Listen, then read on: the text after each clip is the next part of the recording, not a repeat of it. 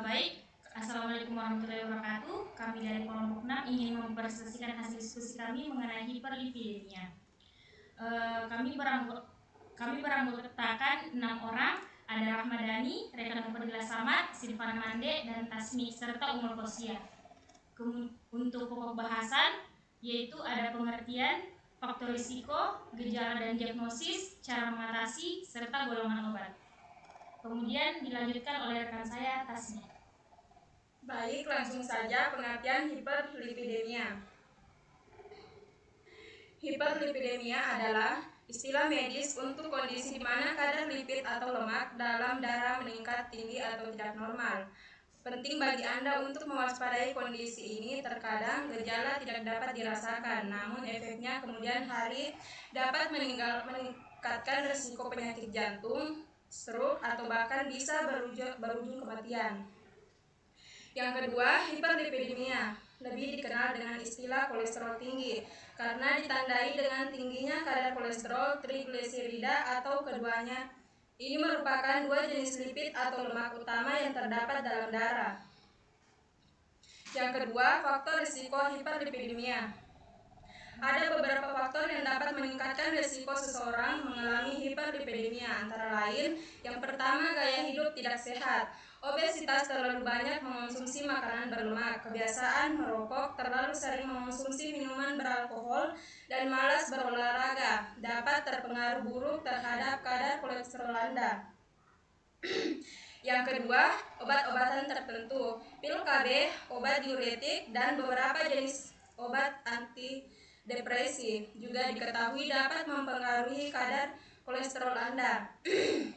Yang ketiga, kondisi kesehatan tertentu. Tingkat kolesterol abnormal bisa ditemukan pada ibu hamil dan orang yang menderita penyakit tertentu seperti diabetes, penyakit ginjal, kelainan tiroid, dan sindrom ovarium polikistik. Yang keempat, keturunan. Hiperlipidemia juga bisa bersifat genetik atau keturunan. Umumnya, orang dengan kondisi hiperlipidemia turunan memiliki kadar kolesterol dan trigliserida yang tinggi sejak usia. Kondisi ini meningkatkan risiko penyakit jantung koroner dini dan serangan jantung. Baik, saya serahkan kepada pemateri kedua, Rahmadani. Baik, selanjutnya mengenai gejala dan diagnosis hiperlipidemia. Hiperlipidemia hampir tidak menunjukkan tanda dan gejala. Namun, pada hiperlipidemia, turunan biasa muncul gejala seperti pertumbuhan lemak, kekuningan di sekitar mata, dan persendian. Hiperlipidemia hampir tidak menunjukkan tanda dan gejala. Namun, pada hiperlipidemia, turunan bisa muncul gejala seperti pertumbuhan lemak, kekuningan di sekitar mata, dan persendian. Yang kedua, untuk memastikan kondisi hiperlipidemia, maka harus dilakukan tes darah yang disebut pemeriksaan profil lemak atau panel lipid. Hasil pemeriksaan ini akan menunjukkan kadar kolesterol total, kadar trigliserida, kadar kolesterol baik, dan kolesterol jahat. Selanjutnya, kadar normal kolesterol setiap orang bervariasi tergantung riwayat dan kondisi kesehatan. Kadar kolesterol total yang normal adalah di bawah 200 mg per dl dan dapat dikatakan tinggi apabila melebihi 240 mg per LDL. Dianggap normal apabila berkisar antara 100 sampai 129 mg per dl dan termasuk kategori sangat tinggi apabila melebihi 190 gram per dl dan termasuk kategori yang sangat tinggi apabila melebihi 190 mg per dl. Kadar trigliserida yang normal adalah di bawah 150 mg per dl dan termasuk kategori tinggi jika melebihi 200 mg per dl.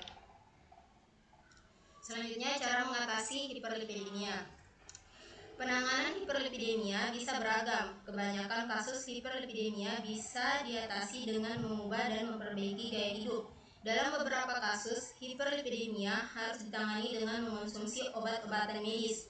Berikut beberapa cara untuk menurunkan kadar kolesterol yang terlalu tinggi. Pertama, menerapkan gaya hidup sehat. Menjalani pola hidup sehat dan pola makan sehat dengan menu rendah lemak dan kaya serat, menjaga berat badan, rajin berolahraga, berhenti merokok, dan membatasi konsumsi minuman beralkohol dapat menurunkan kadar kolesterol Anda. Yang kedua, obat medis. Ada beberapa jenis obat untuk mengatasi kondisi hiperlipidemia.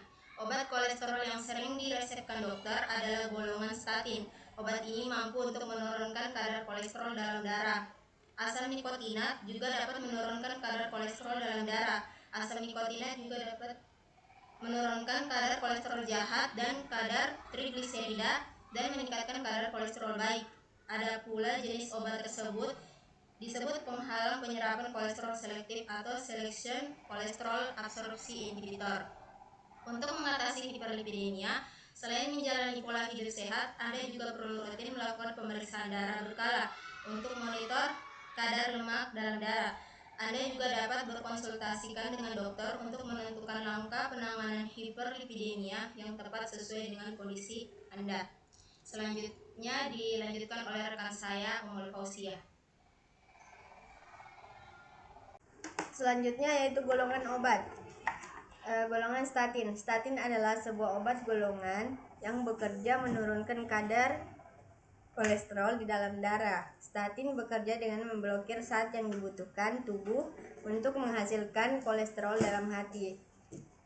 Nama obat simvastatin. Mekanisme obat ini bekerja dengan cara menghambat HMG-CoA, yaitu suatu enzim yang berperan dalam pembentukan kolesterol total, kolesterol LDL, dan kadar trigliserida. Yang kedua, atorvastatin. Mekanisme kerja obat atorvastatin, cara menghambat reaksi beberapa enzim yang dibutuhkan tubuh untuk memproduksi kolesterol. Yang ketiga, rosuvastatin. Rosuvastatin bekerja dengan cara menyeleksi dan mengikat seutuhnya serta menghambat koenzim 3-hidroksi 3-metilglutaril. Enzim yang diikat merupakan enzim yang mengkatalisis perubahan HMG-CoA ke mevalonat sebagai prekursor atau awalan dari kolesterol. Yang keempat, lovastatin. Mekanisme kerja lovastatin adalah menghambat enzim HMG-CoA reduktase sehingga reproduksi kolesterol di dalam hati berkurang. Beberapa kapang berfilamen memproduksi lovastatin dan Aspergillus teruas merupakan kapang penghasil lovastatin tertinggi sehingga digunakan dalam produksi lovastatin. Selanjutnya, fluvastatin. Mekanisme kerja terutama terkait dengan penghambatan enzim HMG-CoA reduktase yang merupakan enzim yang terlibat dalam sintesis kolesterol dalam tubuh. Selanjutnya, pravastatin. Obat ini bekerja dengan cara menghalangi enzim yang dibutuhkan tubuh untuk membuat kolesterol. Dengan begitu, jumlah kolesterol jahat dalam darah dapat berkurang. Yang kedua, golongan fibrat. Fibrat adalah golongan obat untuk menurunkan kadar trigliserida dan meningkatkan kadar kolesterol, baik HDL di dalam darah. Golongan obat ini biasanya baru digunakan ketika kadar trigliserida darah sudah sangat tinggi. Nama obat yang pertama, fenofibrat. Mekanismenya, obat ini bekerja dengan cara meningkatkan pemecahan dan pembuangan trigliserida dan kolesterol jahat dari dalam tubuh. Dengan mengkonsumsi obat ini, resiko terjadinya serangan jantung atau stroke karena penumpukan kolesterol dapat berkurang.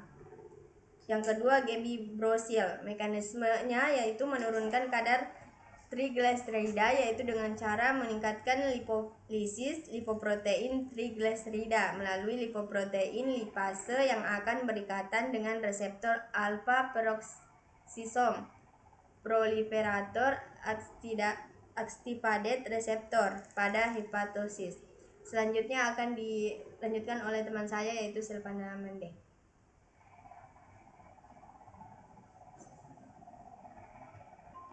Selanjutnya, golongan asam nikotat. Nama obat ezetib. Mekanisme ezetib bekerja dengan cara mengurangi penyerapan kolesterol dari makanan di usus sehingga kadar kolesterol darah juga dapat berkurang. Namun untuk mengendalikan kadar kolesterol, penggunaan ezetib perlu dibarengi dengan diet rendah lemak dan olahraga teratur.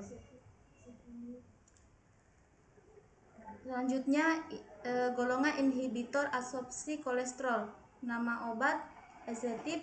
Mekanisme ezetip bekerja dengan cara mengurangi penyerapan kolesterol dari makanan di usus sehingga kadar kolesterol darah juga dapat berkurang. Namun untuk mengendalikan kadar kolesterol, penggunaan ezetip perlu dibarengi dengan diet rendah lemak dan olahraga teratur. Selanjutnya saya serahkan ke rekan Nurfadila Samad. Baik, untuk golongan bile acid sequestran, asam nikotinat menghambat mobilisasi asam lemak bebas dari jaringan lemak perifer ke hepar sehingga sintesis trigliserida dan sekresi kolesterol FLDL di hepar berkurang. Untuk obat yang pertama ada kolestiramin. Yang kedua ada kolestevelam dan kolestipol. Untuk mekanismenya, kolestiramin bekerja dengan cara mengikat cairan empedu di usus sehingga tidak bisa diserap oleh usus karena empedu terbuat dari kolesterol. Pembuangan kolesterol dari makanan yang meningkat dan penyerapannya ke dalam darah pun akan berkurang. Untuk interaksi obat itu ada atorvastatin dengan Plavix. Untuk jenis interaksinya ada farmakokinetik. Mekanisme interaksi, kombinasi atorvastatin dan Plavix dapat meningkatkan risiko perdarahan. Plavix bekerja dengan menghambat agregasi platelet atau penggumpalan darah, sementara atorvastatin dapat mempengaruhi kemampuan tubuh dalam membentuk gumpalan darah yang diperlukan untuk menghentikan pendarahan. Kombinasi ini dapat meningkatkan risiko perdarahan yang tidak terkendali. Untuk penyelesaian interaksinya, komunikasikan dengan dokter, monitor efek samping, pertimbangan dosis yang tepat, tinjau alternatif lain, serta ikuti petunjuk dari dokter. Untuk signifikasi, dia itu moderat. Terima kasih, itulah hasil diskusi kami. Lebih dan kurangnya mohon dimaafkan. Wabillahi taufiq wal hidayah. Wassalamualaikum warahmatullahi wabarakatuh.